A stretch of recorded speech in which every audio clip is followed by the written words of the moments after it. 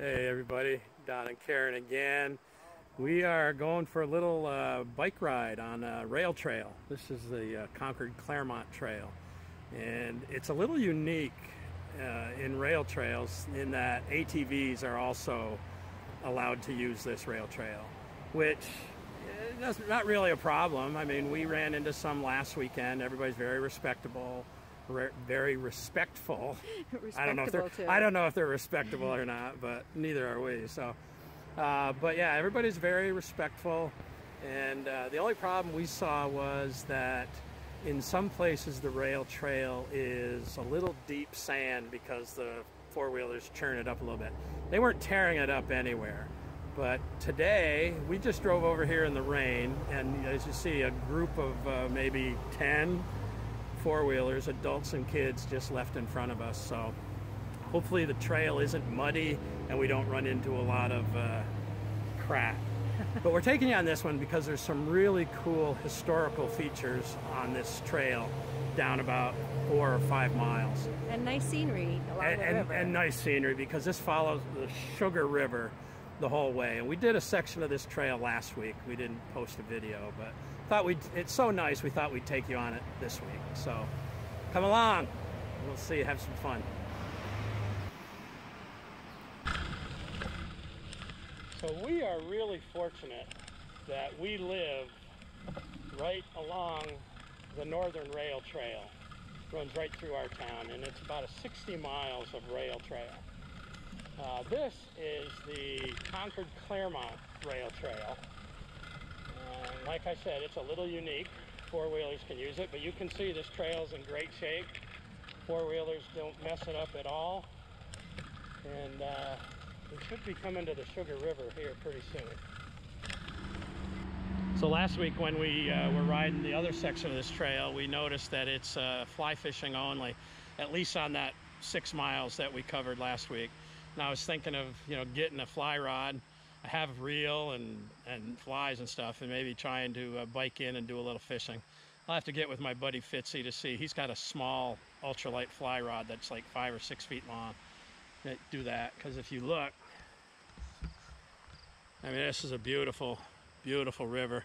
I wouldn't be surprised if there's smallmouth in here, because probably, what, 3 or 4 miles down that way it dumps into the Connecticut River. So let's get back to riding.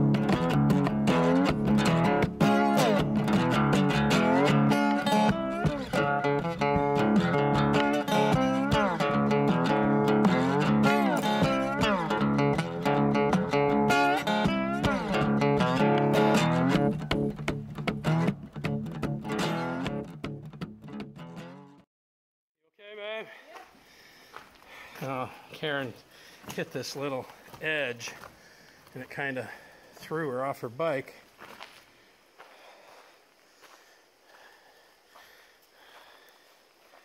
Ouch. She's a trooper.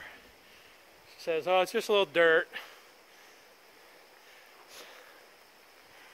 Suck it up, Buttercup. Suck it up, Buttercup. Oh, that's my girl.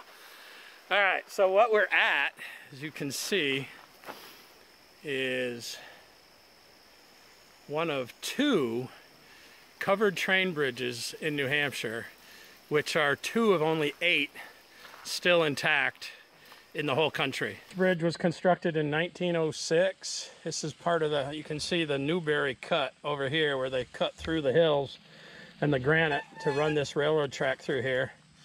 That was done in 1875.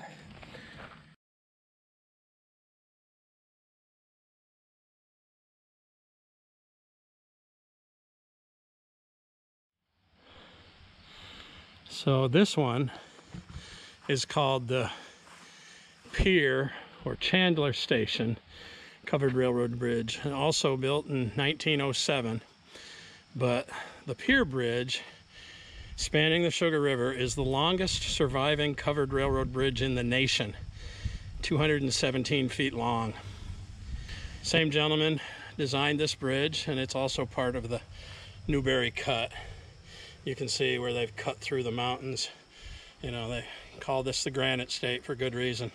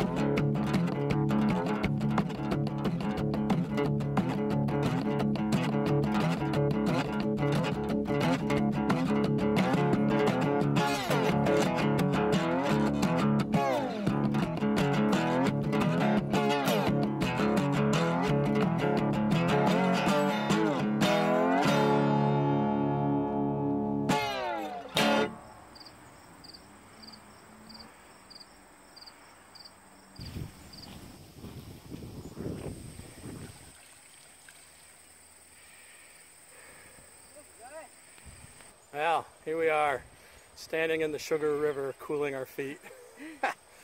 Been a nice ride. This is really a nice ride, other than the fact that Karen took a little spill. It's good. It's humid today. It's a little breeze though. Yeah. It's not totally uncomfortable. It's not too hot.